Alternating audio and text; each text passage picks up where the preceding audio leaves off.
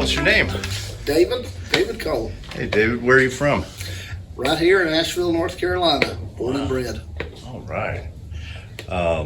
So tell us your experience with e-bikes. What brought you to them?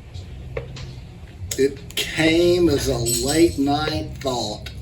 I love bicycling, couldn't ride like I used to with my old worn out joints and so on. And just laying there in bed one night and thought, e-bike.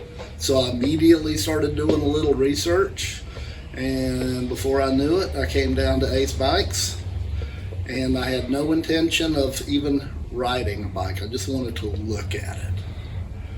But Rex said, no, you've got to take it for a test ride. I wasn't planning on doing it. Take it for a test ride. It took about 2 minutes for me to realize I gotta have one of these.